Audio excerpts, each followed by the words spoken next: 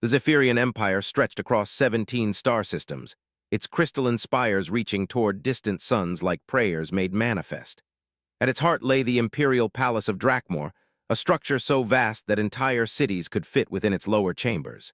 Here, among halls lined with precious metals from 1,000 worlds, Princess Virolith of the House of Eternal Flame lay dying. Marcus Chen pressed his back against the cold stone wall of the servants' corridor, clutching the cleaning supplies that had become his constant companions over the past 3 months. The human's breathing came in short, controlled bursts as he listened to the heated argument echoing from the princess's chambers beyond the hidden panel. "The neural degradation has accelerated beyond our projections," hissed Chief Medical Advisor Korthax, his serpentine voice carrying the weight of centuries. "The princess's draconic essence is consuming itself. Her flame burns too hot, too pure. No Zephyrian healer has encountered anything like this." "Then bring in specialists from the outer colonies," commanded General Veilthrows, his massive form causing the floor to vibrate with each step. "Surely the crystalline healers of Arcturus or the bioweavers of Nebula Prime possess knowledge we lack." "Already attempted, General. 3 different species have examined her condition. The Arcturian healers claim her life force operates on frequencies they cannot perceive. The bioweavers say her genetic structure defies their understanding of draconic physiology. Even the ancient mindwalkers of Psi-7 departed in confusion, stating her consciousness exists in dimensions they dare not enter." Marcus had heard variations of this conversation dozens of times over the past weeks. As a human servant assigned to maintain the princess's quarters, he was effectively invisible to the Zephyrian nobility. Humans were considered a minor species within the Empire, useful for menial tasks, but possessing no significant abilities or knowledge that could benefit their draconic overlords. The irony wasn't lost on him. These beings who commanded starships capable of cracking planets, who wielded technology that could reshape matter at the molecular level, who had conquered civilizations across the galaxy, were stumped by a medical condition.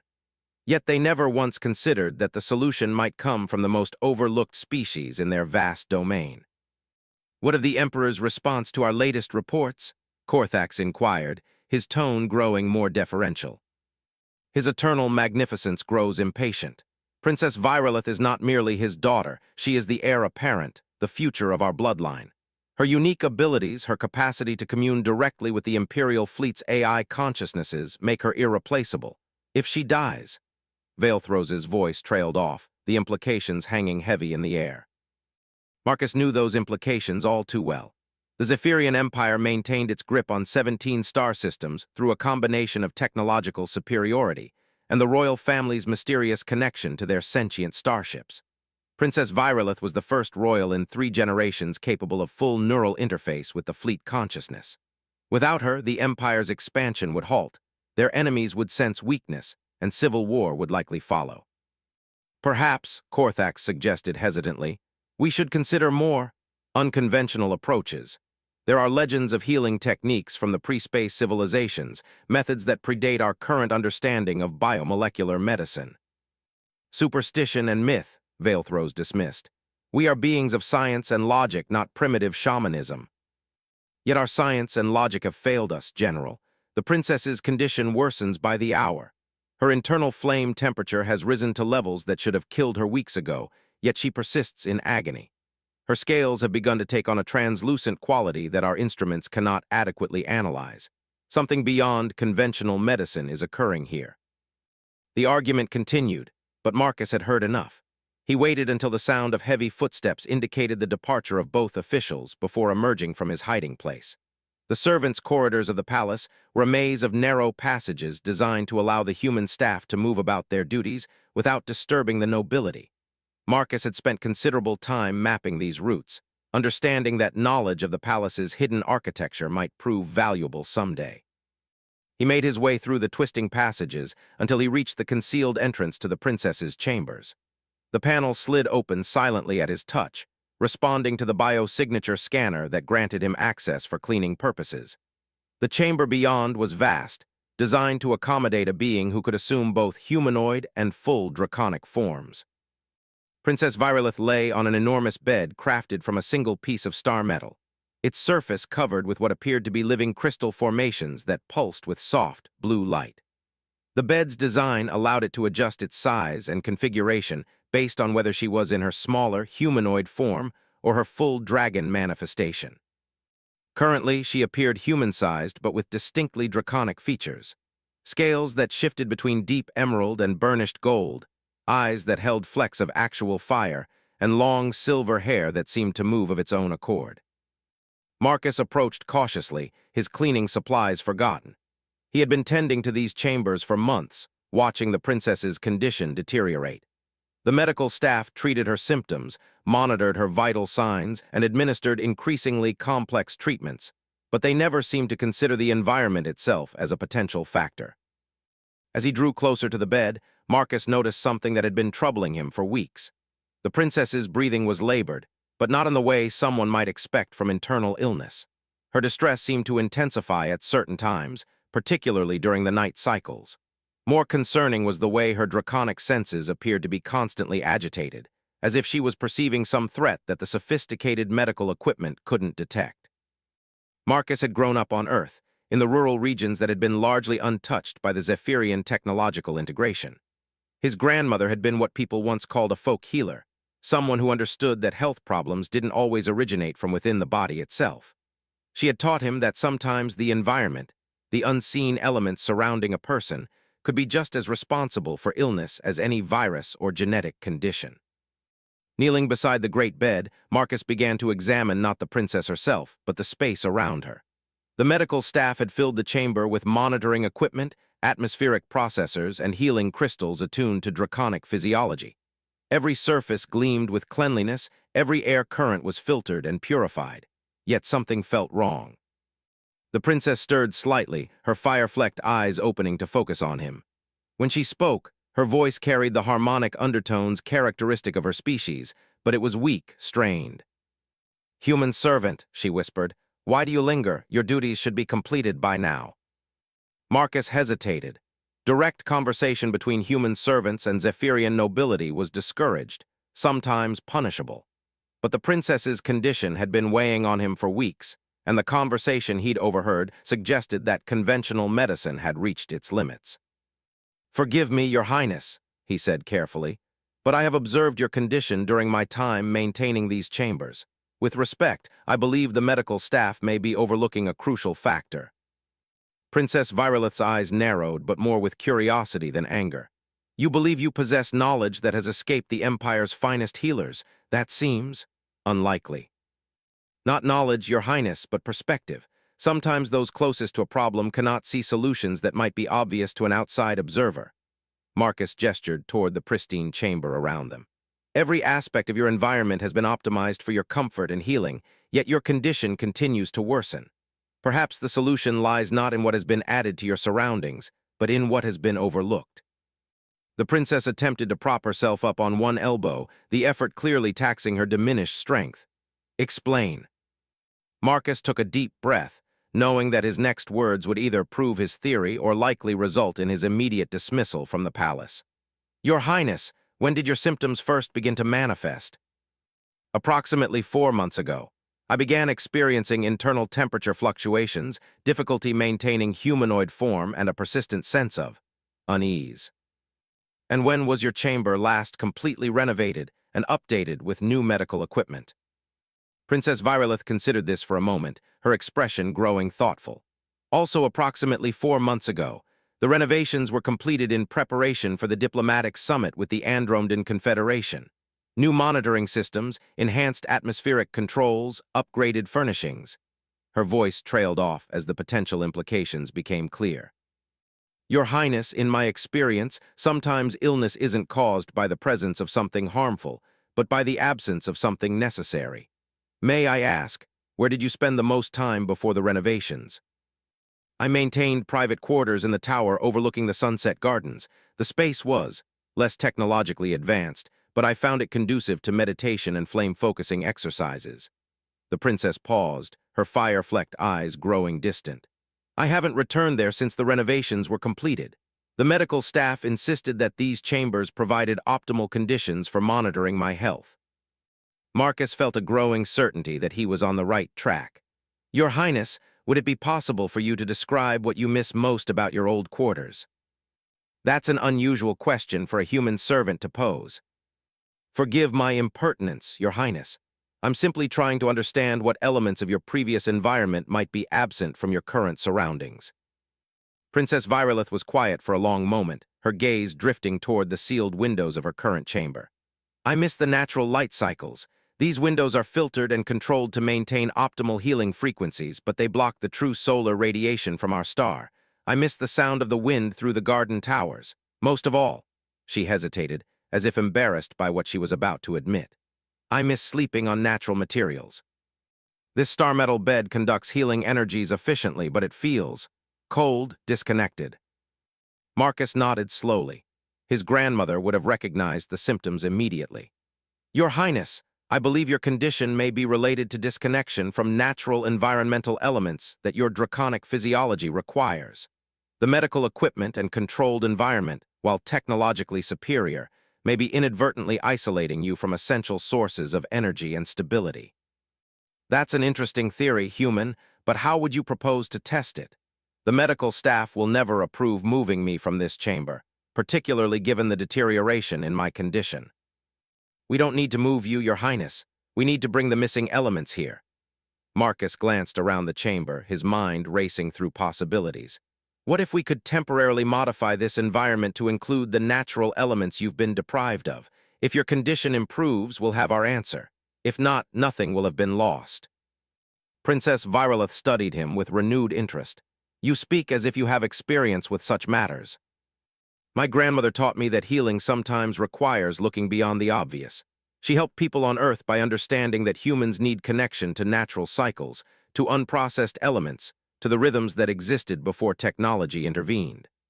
Marcus paused, then added quietly, I suspect dragons might have similar needs, only more complex and intense. And what would you need to implement this? Experiment. Marcus considered the question carefully. Access to your former quarters to understand exactly what environmental factors have been removed, permission to make temporary modifications to this chamber, and, he hesitated, knowing this request would be the most difficult, time alone to work without interference from the medical staff. The last item will be impossible. Chief Medical Advisor Korthax monitors my condition continuously. Then perhaps we begin with a small test, something subtle enough that it won't be immediately noticed, but significant enough to produce measurable results if the theory is correct. Princess Virolith was quiet for several minutes, her breathing labored but her expression thoughtful. Finally, she spoke. Human servant, what is your designation? Marcus Chen, Your Highness. Marcus Chen, you present an intriguing possibility. My condition has worsened to the point where the medical staff speaks of preparation for the worst. If conventional treatment has indeed reached its limits, then perhaps unconventional approaches deserve consideration. She paused, fixing him with a steady gaze. Very well. You have one night to implement a small-scale test of your theory. If you show me even minor improvement, I will consider granting you access to broader experimentation. Marcus felt a mixture of excitement and terror at the princess's words. He had committed himself to a course of action that could either save the heir to the Zephyrian Empire or result in his own execution for interfering with royal medical treatment. Thank you, Your Highness. I won't disappoint you. See that you don't, Marcus Chen. The fate of the Empire may depend on outcomes neither of us yet fully understand. As Marcus departed through the hidden servant's entrance, his mind was already racing through the modifications he would need to make. Princess Virolith's condition represented a puzzle that had stumped the most advanced medical minds in 17 star systems. Yet her symptoms reminded him of cases his grandmother had treated back on Earth. People who had fallen ill not from disease or injury, but from disconnection from the natural world that sustained them. If dragons were indeed as connected to their environmental energy sources as his theory suggested, then the solution might be surprisingly simple. The challenge would be implementing it without alerting the medical staff until results were undeniable.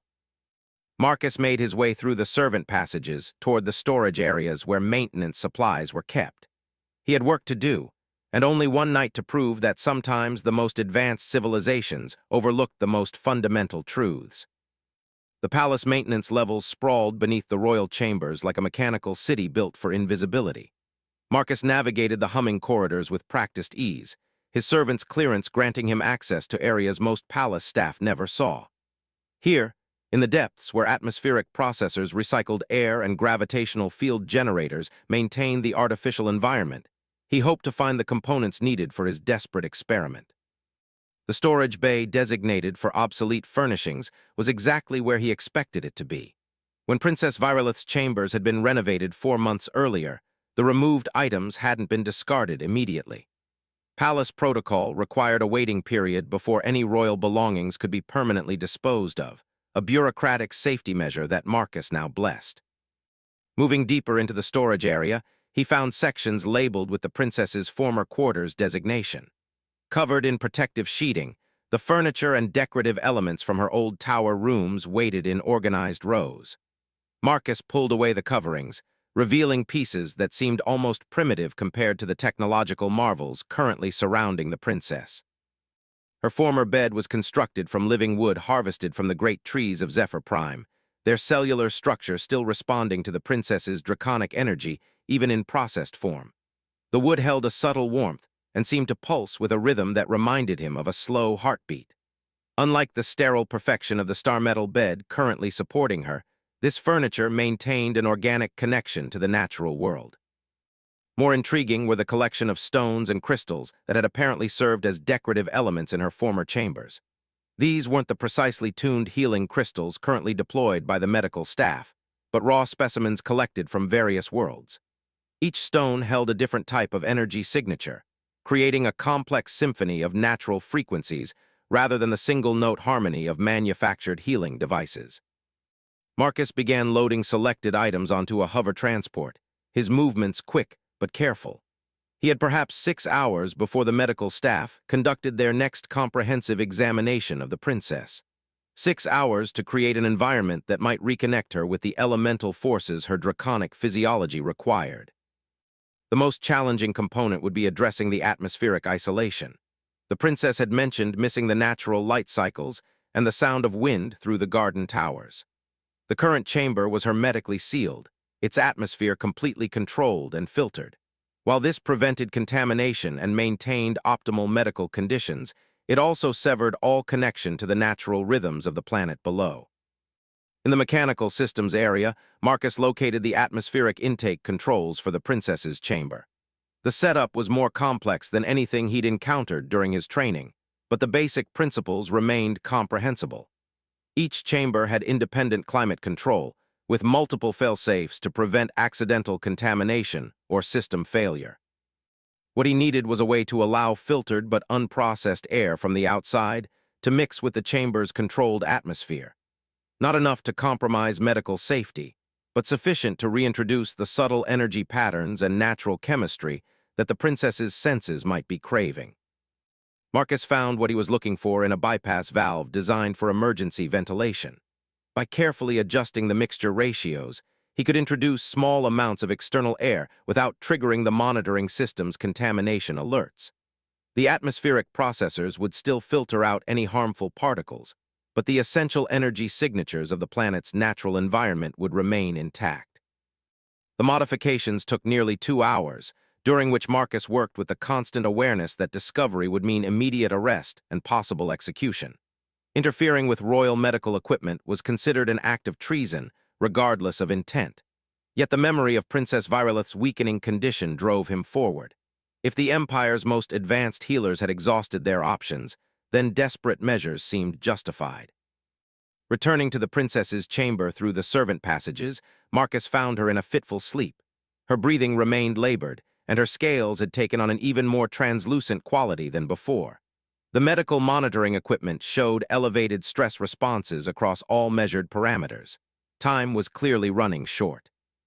Working as quietly as possible, Marcus began replacing elements of the chamber's environment.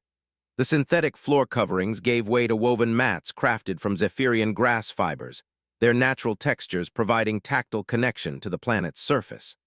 The precisely positioned healing crystals were supplemented with raw stones from her former collection, their chaotic energy patterns creating a more complex environmental symphony. Most significantly, he carefully transferred sections of the living wood from her former bed to create support structures around the star metal bed.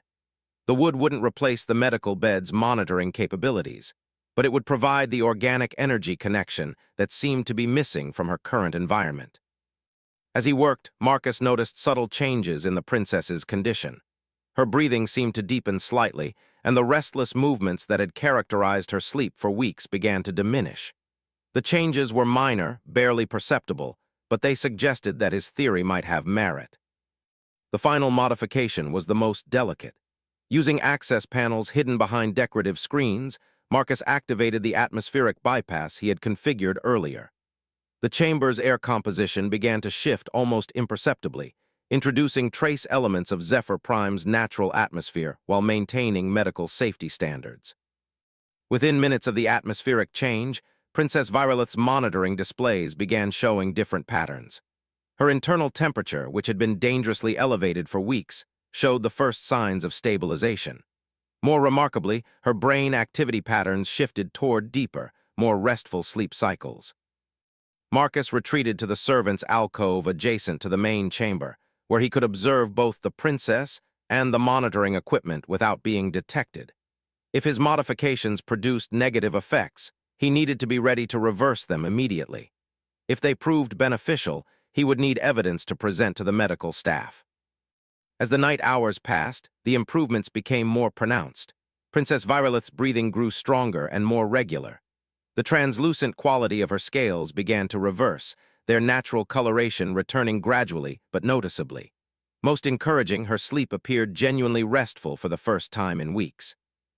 Marcus documented these changes using the chamber's own monitoring systems, careful to create a record that would be difficult to dismiss as coincidence or measurement error.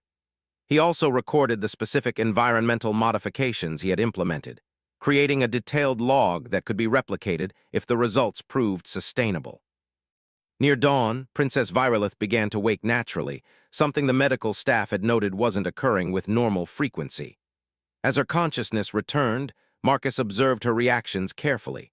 Her movements appeared less labored, and her fire-flecked eyes showed more clarity than he had seen in months. "Marcus Chen," she called softly, somehow aware of his presence despite his concealment. "I sense changes in my environment." Marcus emerged from the alcove, uncertain whether her awareness indicated success or failure of his modifications. "Yes, Your Highness.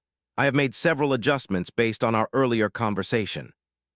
I feel different, stronger perhaps, though I hesitate to make premature assessments." Princess Virolith attempted to sit up, an action that had been extremely difficult for her recently.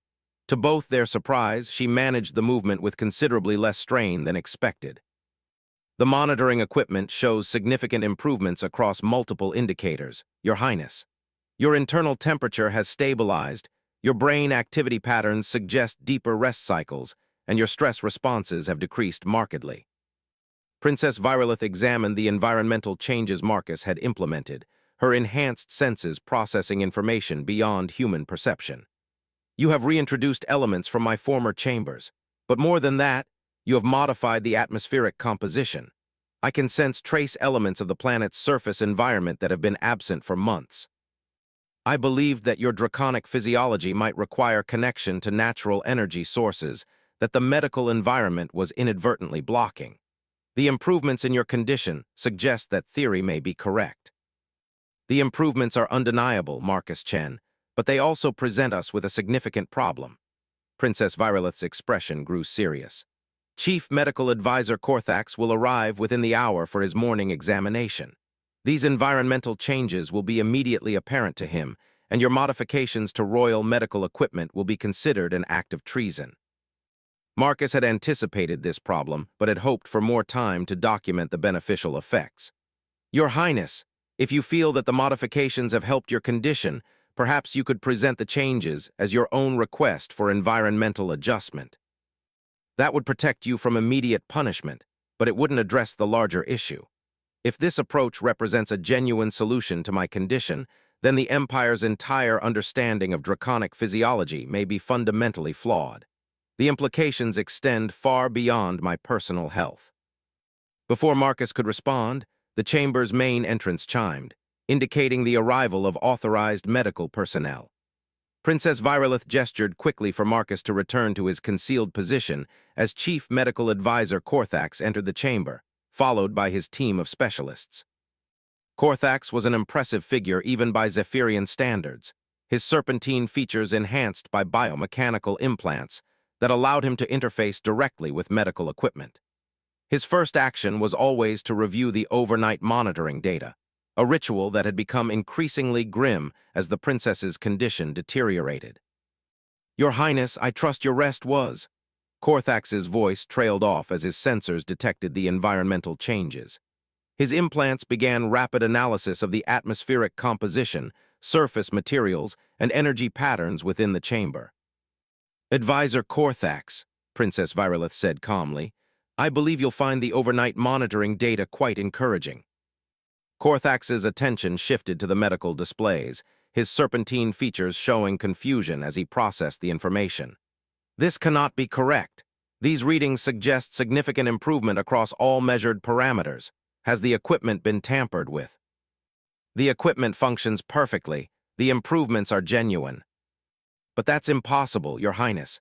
Your condition has shown nothing but deterioration for months. Such sudden improvement would require—" His voice stopped abruptly as his enhanced senses completed their analysis of the chamber's environmental changes. "You have modified your living environment," he stated, his tone carrying undertones of accusation. "Unauthorized materials have been introduced, atmospheric composition has been altered, energy patterns have been disrupted. This is completely contrary to established medical protocols." "Yet the results speak for themselves, Advisor. For the first time in months, I feel genuinely strengthened rather than merely stabilized."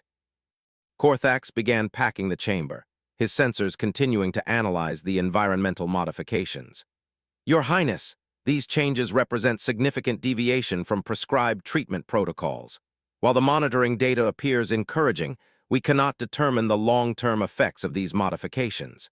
They could represent temporary improvement followed by more severe deterioration. Or they could represent the solution that your advanced medical knowledge has been unable to provide," Princess Virolith responded firmly. "I am willing to continue this environmental approach under careful observation." "Who implemented these modifications? Such work would require both technical expertise and detailed knowledge of your physiological requirements. None of my staff would have acted without authorization." Princess Virolith hesitated for a moment, and Marcus realized she was deciding whether to protect him or reveal his involvement. The choice would determine not only his immediate fate, but the future direction of her treatment. "The modifications were implemented based on my direct instructions," she said finally. "I requested environmental changes that would reconnect me with natural energy sources rather than relying exclusively on technological solutions." "Your Highness, with respect, you do not possess the technical knowledge to implement atmospheric modifications or to reconfigure chamber energy patterns. Someone assisted you, and that individual committed an act of treason by interfering with royal medical equipment." The confrontation was reaching a critical point, and Marcus realized that his concealment was no longer sustainable. If Princess Virolith's recovery continued, the medical staff would eventually discover his involvement through security recordings or equipment analysis. Better to reveal himself now, while the beneficial results provided some protection. Marcus emerged from the servants' alcove, drawing immediate attention from Korthax and his medical team. The chief advisor's serpentine features showed genuine shock at the appearance of a human servant in the royal medical chamber. "Human, explain your presence in this area. Your clearance does not permit observation of medical procedures." "Advisor Korthax," Marcus said carefully, "I implemented the environmental modifications at Princess Virolith's request. The improvements in her condition suggest that her draconic physiology requires connection to natural energy sources that the medical environment was inadvertently blocking." "A human servant presumes to understand draconic physiology better than the Empire's most advanced medical specialists." Korthax's tone carried dangerous undertones. "Not better understanding, sir, but different perspective. Sometimes solutions become visible when viewed from outside established assumptions." Korthax turned to Princess Virolith, his expression demanding explanation. "Your Highness, surely you cannot seriously consider medical advice from a primitive species with no understanding of advanced physiology or biomolecular medicine." Yet that primitive species has produced results in one night that your advanced medicine has failed to achieve in months, Princess Virolith replied calmly. Perhaps it's time to question whether our assumptions about medical treatment have been limiting rather than enhancing our effectiveness. The confrontation between traditional medical authority and unexpected results created a tension that Marcus could feel throughout the chamber. The next few minutes would determine not only his fate, but the direction of treatment for the heir to the Zephyrian Empire. The tension in Princess Virolith's chamber reached a breaking point as Chief Medical Advisor Korthax processed the implications of a human servant successfully treating a condition that had baffled the Empire's finest healers. His serpentine features showed a mixture of professional pride, scientific curiosity, and growing alarm at the potential consequences of this development. Human, Korthax addressed Marcus directly, you will explain exactly what modifications you implemented and the reasoning behind each change. Any deception or incomplete information will be considered an additional act of treason. Marcus straightened, knowing that his survival now depended on presenting his actions as rational medical intervention rather than primitive guesswork. Sir, I observed that Princess Virolith's symptoms began approximately 4 months ago, coinciding with the renovation of her chambers. I theorized that her draconic physiology might require connection to natural energy sources that the controlled medical environment was inadvertently blocking. Elaborate on these supposed energy sources. Based on the princess's descriptions of her former quarters, she had been accustomed to unfiltered solar radiation, natural atmospheric cycles, and contact with organic materials that maintained their connection to planetary energy systems. The medical environment, while superior in technological terms, completely isolated her from these natural influences. Korthax's implants continued their analysis of the environmental changes, cross-referencing the modifications with the princess's improved condition. You introduced unsterilized materials into a royal medical chamber. You modified atmospheric composition without proper testing protocols. You interfered with precisely calibrated healing crystal arrays. By any reasonable medical standard, these actions should have worsened her condition, not improved it. Yet the improvements are undeniable, Princess Virolith interjected. For the first time in months, I feel genuinely strengthened. My internal flame burns more steadily, my scales have regained their natural opacity, and my connection to the fleet consciousness has begun to clarify. This last statement caused immediate alarm among the medical team. Princess Virolith's ability to interface with the Imperial fleet's AI consciousness was crucial to the Empire's military coordination. Any improvement in this capacity represented a strategic advantage that couldn't be dismissed lightly. Your Highness, Korthax said carefully, if your neural interface capabilities are indeed improving, then we must consider this development seriously, regardless of its origins. However, we also cannot ignore the medical protocols that ensure your safety. I propose a compromise. Explain. We will maintain the environmental modifications that appear to be producing beneficial effects, but under strict medical supervision. Every change will be monitored and documented. If the human servant's interventions continue to show positive results, we will study his methods to understand the underlying principles. If the improvements prove temporary or mask more serious deterioration, we will immediately revert to standard treatment protocols. Princess Virolith considered this proposal, her fire-flecked eyes moving between Korthax and Marcus. And what of Marcus Chen's status? His actions, while technically unauthorized, appear to have saved my life where conventional medicine failed. The human will be placed under protective custody while we evaluate the full implications of his intervention. If his methods prove genuinely beneficial, he will receive appropriate recognition. If they prove harmful or deceptive, he will face consequences appropriate to his actions. Marcus realized that protective custody likely meant imprisonment until the results of his environmental modifications could be fully evaluated. However, given that the alternative had been immediate execution for treason, this represented a significant improvement in his prospects. I accept these terms, Princess Virolith announced. Marcus Chen will remain available for consultation regarding the environmental modifications. His insights may prove valuable as we work to understand why his approach succeeded where our advanced methods failed. Over the following days, Princess Virolith's condition continued to improve dramatically.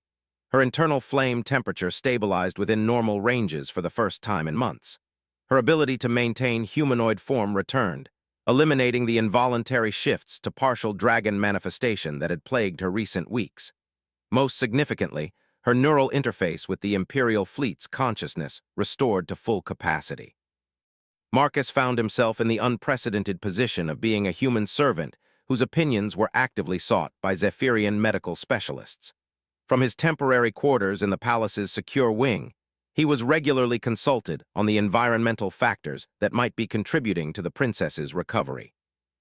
The investigation into his methods revealed aspects of draconic physiology that the Empire's medical establishment had apparently overlooked. Dragons, it appeared, maintained subtle but crucial connections to natural energy cycles that technological environments inadvertently disrupted. The sterile perfection of advanced medical facilities, while eliminating potential contamination and maintaining precise control, also severed connections that draconic beings required for optimal health.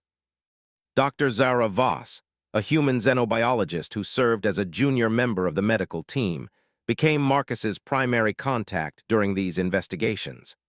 Unlike her Zephyrian colleagues, she approached his theories without the burden of established assumptions about medical superiority.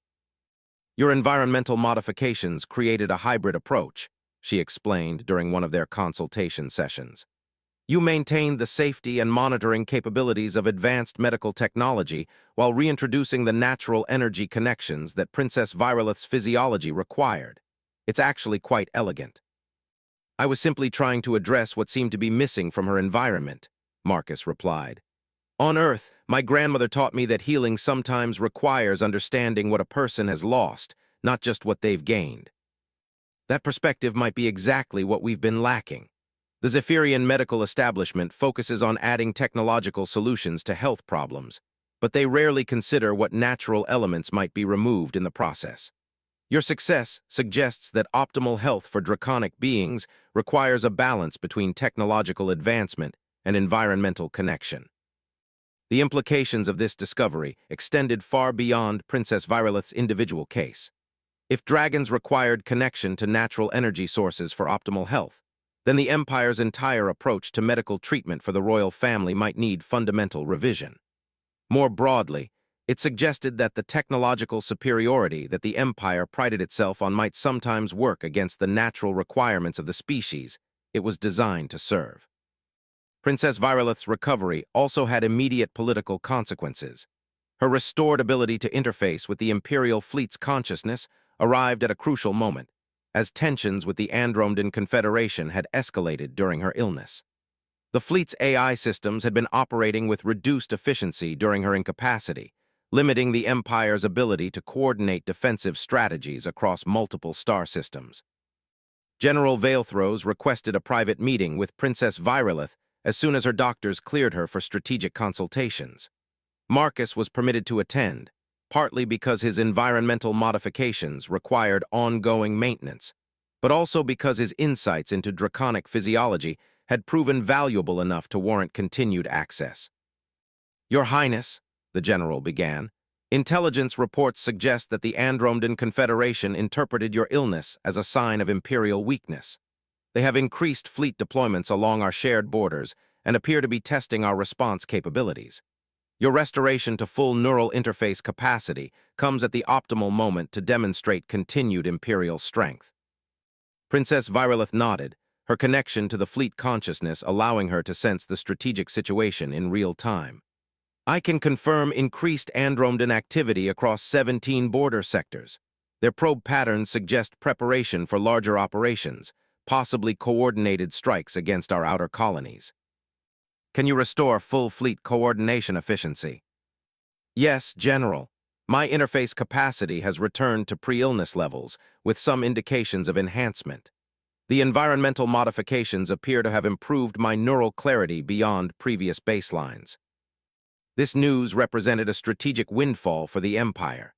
Not only had Princess Virolith recovered from her mysterious illness, but her capabilities seemed enhanced by the treatment process. Marcus found himself in the position of having potentially altered the balance of power across 17 star systems by looking under a bed and adjusting room temperature. However, the success of his environmental approach also created new challenges. Word of a human servant successfully treating the imperial heir was spreading throughout the palace despite attempts to maintain confidentiality. The implications threatened established hierarchies and assumptions about species capabilities that formed the foundation of imperial social structure. Ambassador Thane Kravik of the Outer Colonies requested an emergency audience with the Emperor to discuss these developments. As a representative of the non-Zephyrian species within the Empire, he understood the potential ramifications better than most. Your Eternal Magnificence, Kravik began his address. The successful treatment of Princess Virolith by a human servant represents an unprecedented development with implications that extend far beyond medical practice. If humans possess capabilities or perspectives that can solve problems beyond the reach of our most advanced specialists, then our current understanding of species hierarchies within the Empire may require fundamental revision. Emperor Drakian's response was measured but concerned. Elaborate on these implications, Ambassador.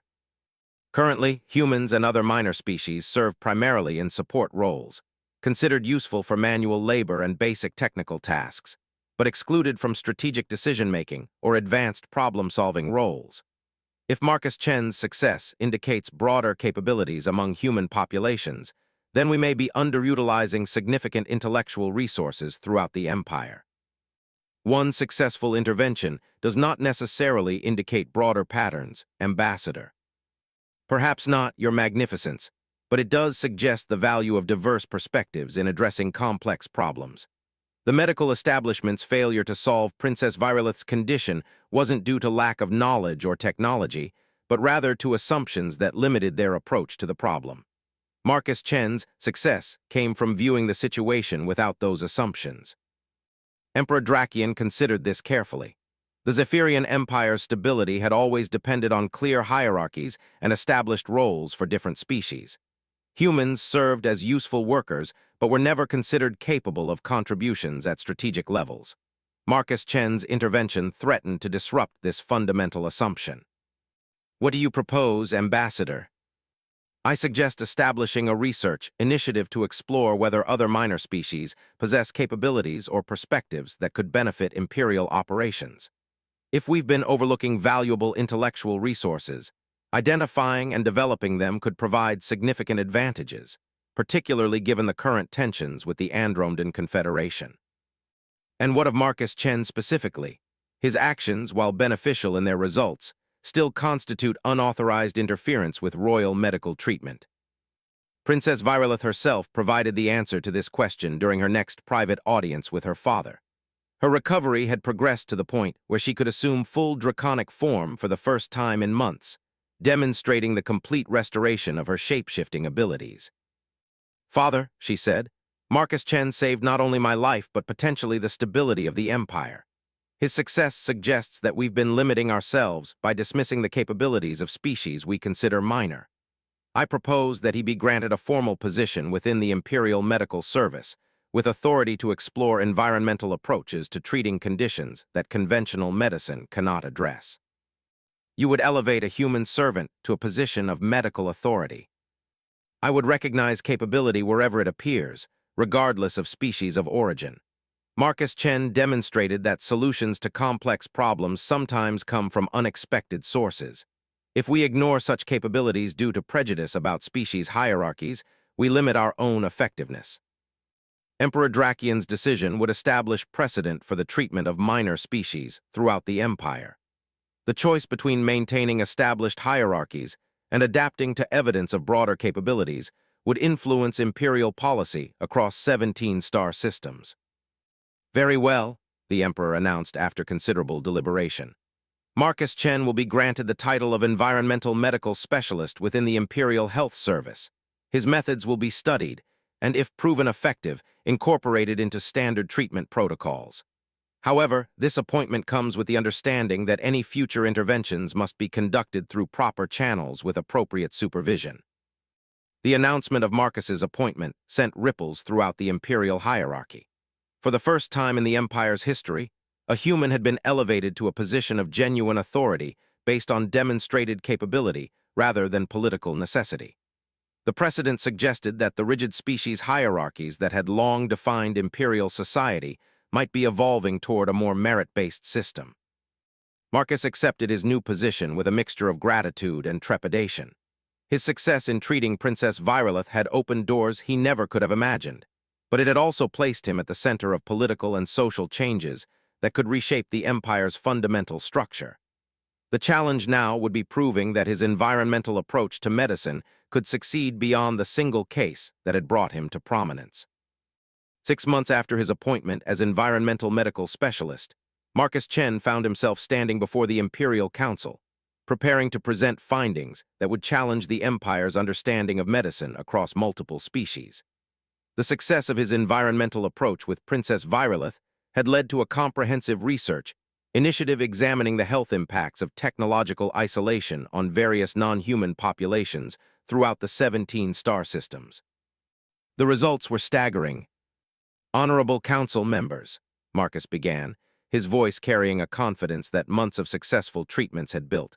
"Our investigation into environmental medical factors has revealed systematic health issues affecting multiple species within the Empire. The technological environments we've created for optimal safety and control appear to be inadvertently causing widespread physiological problems." Emperor Drakion gestured for him to continue, the Imperial leader's expression showing genuine concern. Princess Virolith's remarkable recovery had convinced him that Marcus's theories deserved serious consideration, regardless of their origins with a minor species. "The pattern is consistent across 7 different species," Marcus continued, activating a holographic display that showed medical data from colonies throughout the Empire. "The crystalline healers of Arcturus, who we consulted regarding Princess Virolith's condition, are themselves experiencing unprecedented rates of resonance disorder since relocating to our technologically controlled habitats. The bioweavers of Nebula Prime show declining genetic manipulation abilities in sterile laboratory environments. Even our own Zephyrian populations in highly technological installations report increased incidents of flame instability and neural interface difficulties." Chief Medical Advisor Korthax, who had initially opposed Marcus's involvement but had since become one of his strongest supporters, added his own analysis. "The evidence suggests that our technological supremacy, while providing numerous benefits, has created environments that disrupt natural energy patterns essential to various species' physiological functions. We appear to have solved immediate health threats while creating subtler, long-term problems." General Veilthros raised the obvious strategic concern. "If our populations throughout the Empire are experiencing health issues due to environmental factors, this could represent a significant vulnerability. Enemies who understand these patterns might exploit them to weaken our colonies or military installations." "Which brings us to the most disturbing discovery," Marcus replied, his expression growing grave. "Intelligence analysis suggests that the Andromedan Confederation has been aware of these environmental health impacts for some time. Their recent probing actions along our borders appear designed to test whether our fleet coordination and colonial productivity have been compromised by these systematic health issues." The implications sent ripples of concern throughout the council chamber. The Andromedan Confederation had been the Empire's primary rival for over a century, their own technological development following different principles that emphasized environmental integration rather than technological control. If they understood the Empire's environmental health problems better than the Empire itself, this represented a critical intelligence failure. Ambassador Kravik presented additional analysis from the outer colonies. "Our investigation revealed that colonies maintaining closer connections to natural environmental cycles show significantly better health outcomes and higher productivity indices. Colonies with complete technological environmental control show the pattern of declining health that Marcus has identified." "What do you propose as a solution?" Emperor Drakion asked. Marcus activated another section of his holographic presentation, showing detailed environmental modifications that could address the identified problems. "We need to implement hybrid environmental systems throughout the Empire. These would maintain the safety and control benefits of our current technology while reintroducing the natural energy connections that various species require for optimal health. The scope of such modifications would be enormous," noted Treasury Minister Vex, his concern evident. Retrofitting installations across 17 star systems would require massive resource allocation. The cost of not addressing these issues may be considerably higher, Princess Virolith interjected. Her recovery had made her one of the strongest advocates for environmental medical approaches, and her strategic insights carried significant weight with the Council. Our analysis suggests that productivity losses due to environmental health issues are already costing the Empire approximately 12% of total economic output. Military effectiveness has declined by 8% over the past 5 years, with the steepest drops occurring at installations with the most complete technological environmental control.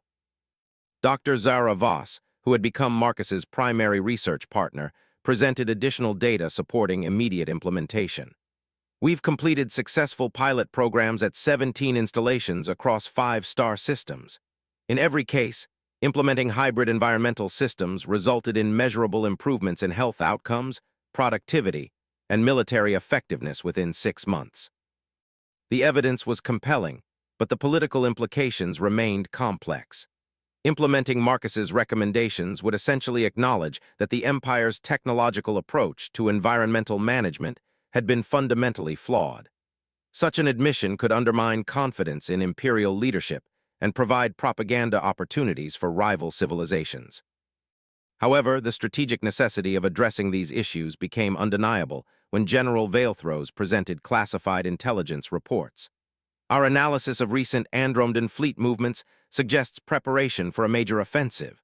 Their timing appears coordinated with our current health-related military effectiveness reductions. If we cannot restore our forces to full capability quickly, we may face coordinated attacks across multiple sectors. Emperor Drakion made the decision that would reshape imperial policy across the known galaxy. We will implement Marcus Chen's environmental medical recommendations empire-wide, beginning with military installations and expanding to civilian colonies. The technological benefits that have served us well will be maintained, but integrated with the natural connections that our populations apparently require. The announcement of this policy shift had immediate effects throughout the 17 star systems. Military installations began implementing hybrid environmental systems that combined technological control with natural energy connections. Colonial administrators received new guidelines for environmental management that prioritized the physiological needs of their specific populations. Medical facilities across the Empire began training staff in environmental treatment approaches. Marcus found himself at the center of a transformation that extended far beyond medicine. His success with Princess Virolith had revealed fundamental assumptions about species capabilities and environmental management that were reshaping imperial society.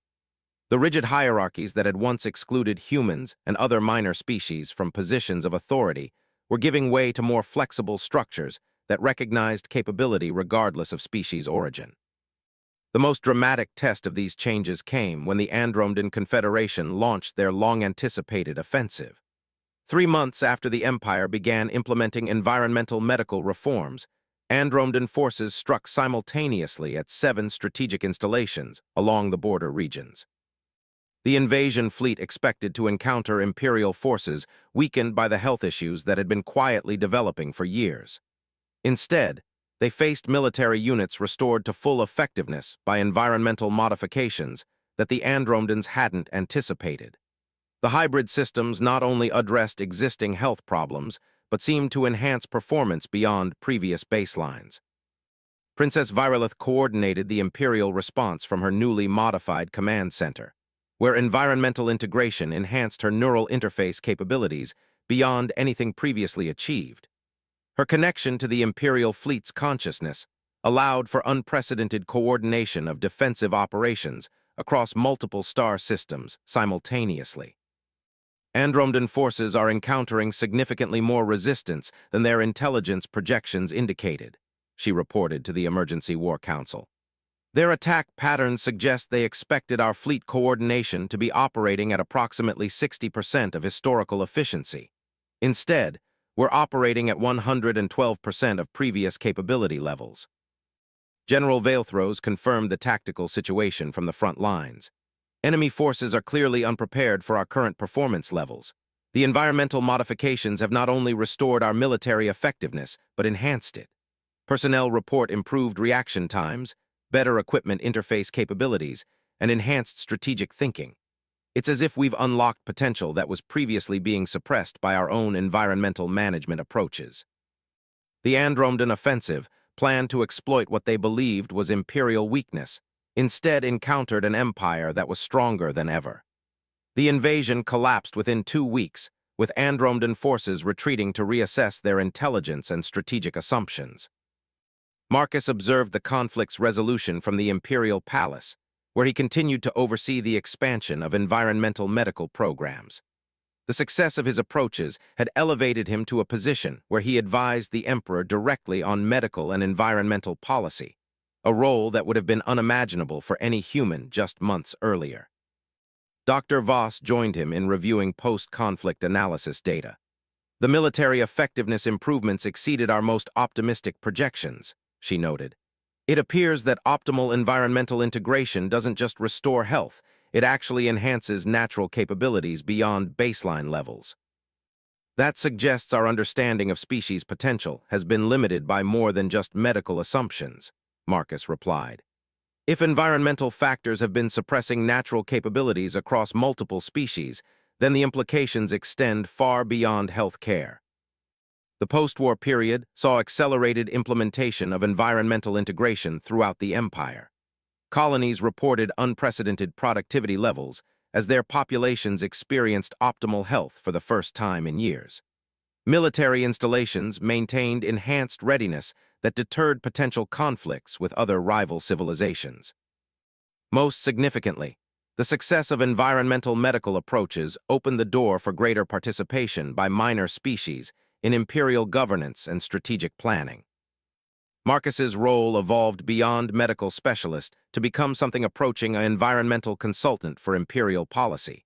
His insights into the connections between environmental factors and population performance influenced everything from colonial planning to military strategy. The human perspective that had once been dismissed as irrelevant became a crucial component of imperial decision-making. The transformation wasn't without challenges. Traditional elements within the imperial hierarchy resisted changes that elevated minor species to positions of genuine authority. Some Zephyrian military commanders questioned whether humans and other species could be trusted with strategic responsibilities.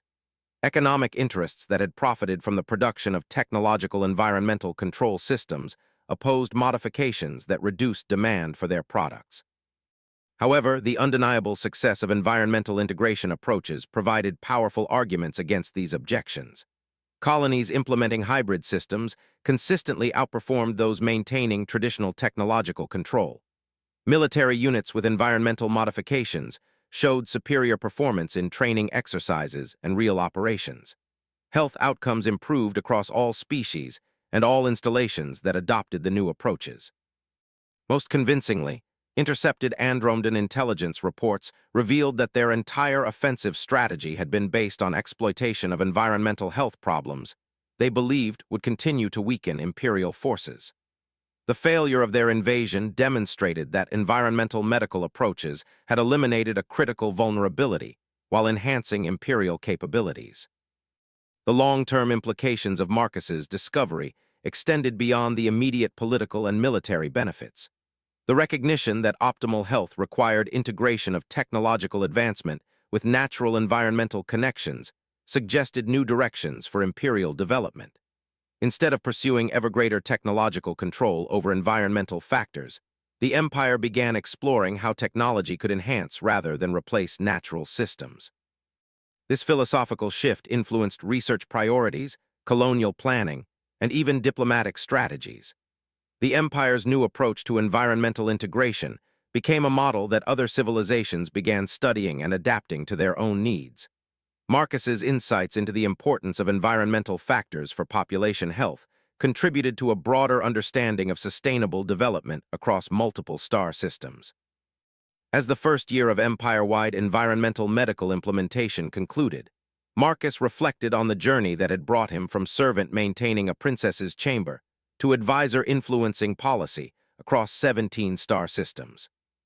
The success of his environmental approach had demonstrated that solutions to complex problems could emerge from unexpected sources, But it had also revealed the importance of systems willing to recognize and develop capabilities regardless of their origins. The empire that emerged from this transformation was stronger, healthier, and more inclusive than the one that had nearly lost its heir to a mysterious illness. The rigid species hierarchies that had once defined imperial society were evolving into more flexible structures that maximized the potential of all populations. The technological supremacy that the empire had long prided itself on remained, but now integrated with an understanding of natural systems that enhanced rather than suppressed the capabilities of the beings it was designed to serve. 2 years after the failed Andromedan invasion, Marcus Chen stood before the Galactic Council of Civilizations, representing the Zephyrian Empire in the most significant diplomatic gathering in recorded history. The transformation that had begun with environmental modifications to a single chamber had evolved into a fundamental shift in how civilizations approached the relationship between technology and natural systems. The council chamber on the neutral world of Concordia was a marvel of interspecies engineering, designed to accommodate the diverse physiological needs of 47 different civilizations.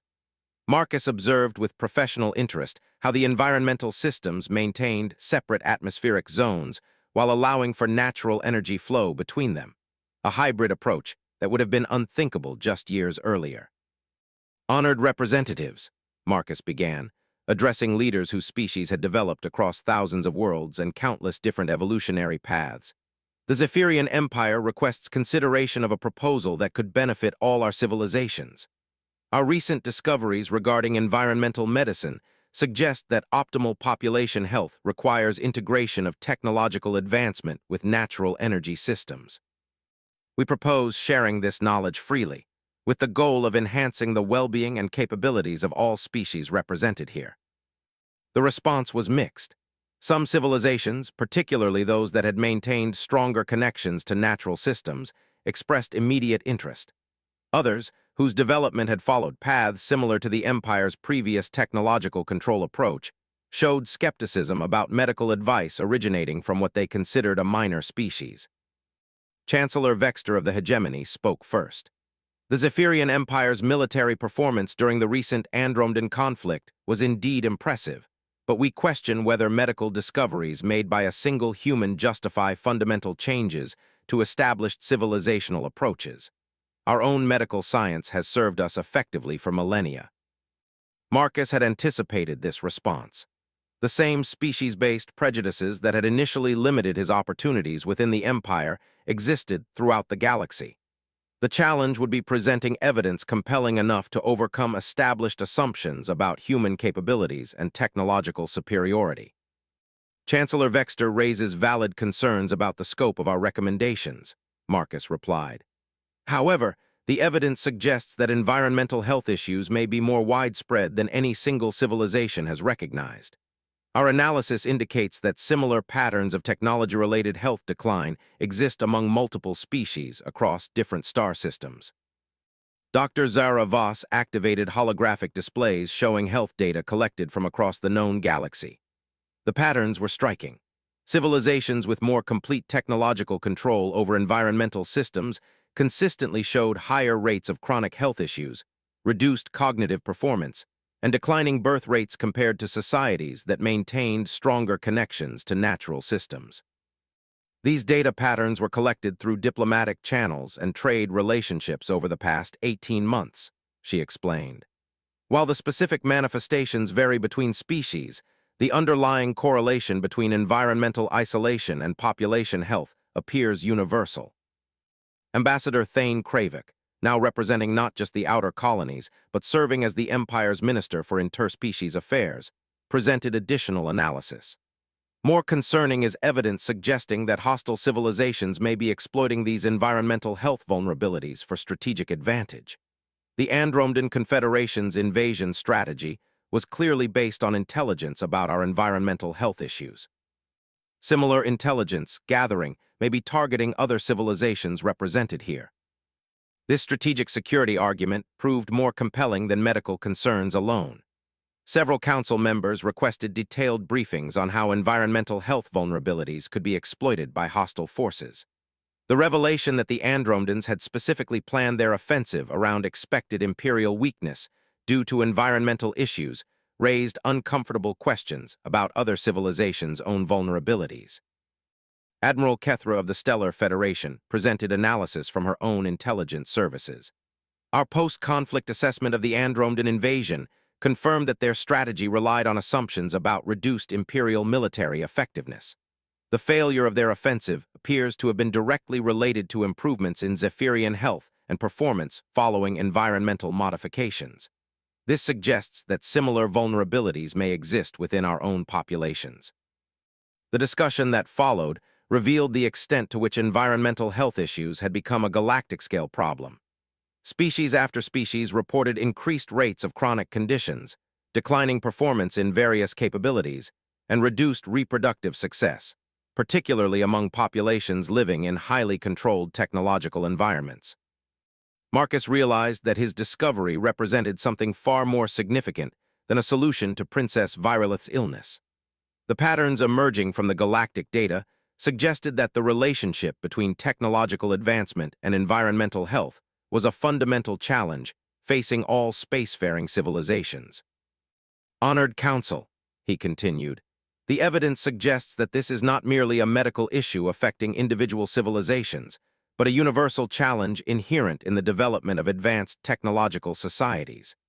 As civilizations achieve greater technological control over their environments, they inadvertently disrupt natural energy systems that their populations require for optimal health and performance. What do you propose as a solution? Asked Prime Minister Zalthek of the Trade Confederation, her crystalline features reflecting the chamber's environmental lighting in patterns that indicated serious consideration. Marcus activated a comprehensive presentation showing successful environmental integration projects implemented across the Zephyrian Empire. We propose establishing a galactic environmental health initiative, with participating civilizations sharing research on optimal environmental integration for their specific species. The goal would be developing hybrid technological systems that maintain the benefits of advanced civilization while preserving the natural connections that population health requires. The proposal was ambitious beyond anything previously attempted in galactic politics. It would require unprecedented cooperation between civilizations that had historically guarded their technological and medical knowledge closely. However, the strategic implications of environmental health vulnerabilities provided motivation for collaboration that purely altruistic concerns might not have achieved. Princess Virolith, now serving as the Empire's primary representative to the Council due to her enhanced neural interface capabilities, provided real-time analysis of the diplomatic dynamics. Council members are responding positively to the security implications, she reported through her connection to the Empire's diplomatic analysis systems. The possibility that environmental health vulnerabilities represent a common threat appears to be overcoming traditional concerns about sharing sensitive information. The turning point came when Chairman Mortal of the Ancient Assembly spoke. The Assembly represented the oldest spacefaring civilizations in the galaxy, species that had achieved interstellar travel thousands of years before most others had developed written language. Their opinions carried enormous weight in galactic affairs. The wisdom offered by the human Marcus Chen resonates with knowledge our own ancestors possessed, but which we abandoned in pursuit of technological advancement, Mortal announced, his ancient voice carrying harmonics that indicated deep contemplation. Our historical records suggest that optimal health for all species requires balance between technological capability and environmental connection. Perhaps it is time to remember wisdom we have forgotten. This endorsement from the galaxy's most respected civilization provided the credibility that Marcus's proposals needed. Over the following days, the Council developed a framework for the Galactic Environmental Health Initiative that would coordinate research and implementation across 47 different civilizations. The initiative's first major success came just 6 months after its establishment. A joint research project involving 12 different species identified environmental factors that were causing population decline among the silicon-based crystalline confederacy. Implementation of hybrid environmental systems restored their reproductive rates to levels not seen in centuries, while simultaneously enhancing their unique abilities to manipulate crystalline matrices. Similar successes followed with other participating civilizations. The gas giant dwellers of the nebula experienced improved neural coordination that enhanced their collective intelligence capabilities. The machine-integrated cyborgs of the Synthetic Alliance discovered that environmental modifications improved the efficiency of their biological-technological interfaces. Most significantly, the collaborative research revealed that environmental health improvements often unlocked capabilities that species had never realized they possessed. The implications suggested that technological environmental control had been limiting the potential of civilizations across the galaxy for millennia. Marcus found himself at the center of a transformation that extended far beyond medicine or even politics. The Galactic Environmental Health Initiative had evolved into a movement that was reshaping how civilizations understood the relationship between technological advancement and natural systems. The human perspective that had once been dismissed as primitive was now recognized as offering crucial insights into sustainable development across different species and environments. The success of the initiative also had profound implications for the human species itself. Earth, which had been considered a minor world within the Empire, became the site of the Galactic Environmental Health Research Center. Human researchers, with their intuitive understanding of environmental connections, became valued contributors to projects involving species from across the galaxy. Marcus was appointed as the initiative's first director, a role that gave him influence over environmental policy affecting trillions of beings across hundreds of worlds. The position was unprecedented. Never before had a human held authority that extended beyond the boundaries of a single star system, much less influenced the development of multiple civilizations.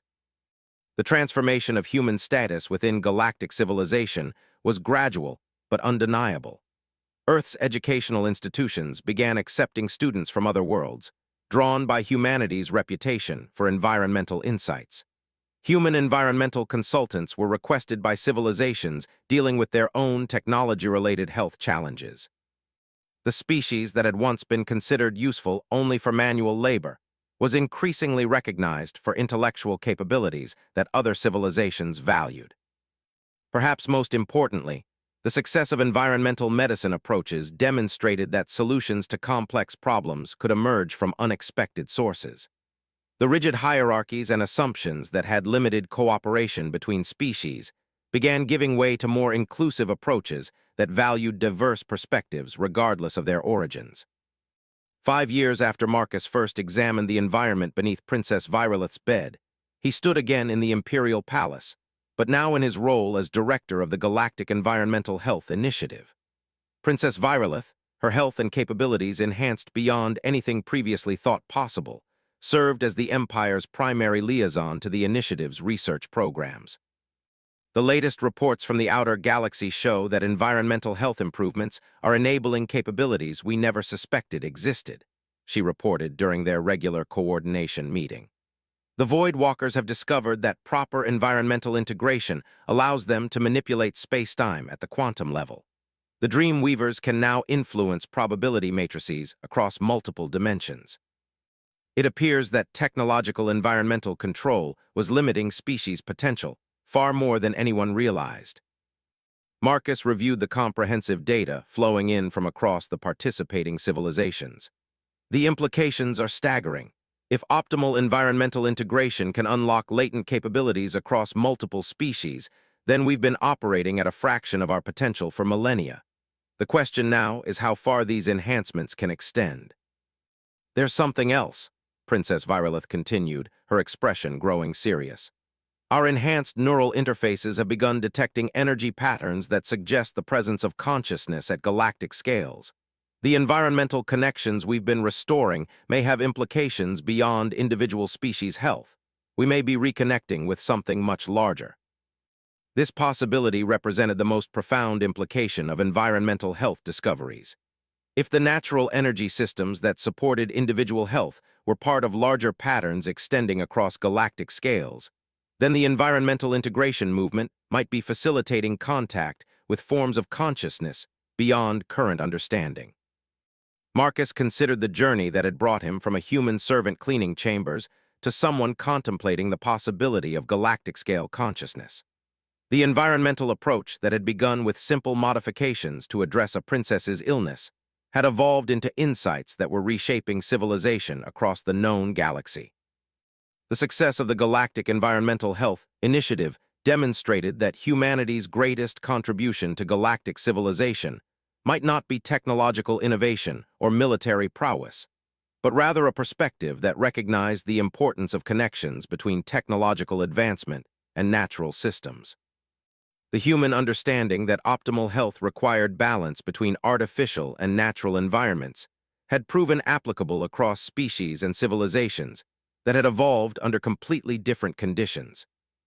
As reports continued flowing in from research projects across 47 different civilizations, Marcus realized that this was likely just the beginning. The environmental connections being restored through the initiative were revealing capabilities and possibilities that none of the participating species had previously imagined. The future of galactic civilization might be determined not by technological supremacy, but by the wisdom to integrate advancement with the natural systems that had shaped the evolution of consciousness itself. Looking toward the stars visible through the palace's crystal windows, Marcus reflected on the irony that the most advanced civilizations in the galaxy had needed to learn from a human who had simply looked under a bed, and wondered what might be missing from the environment around it.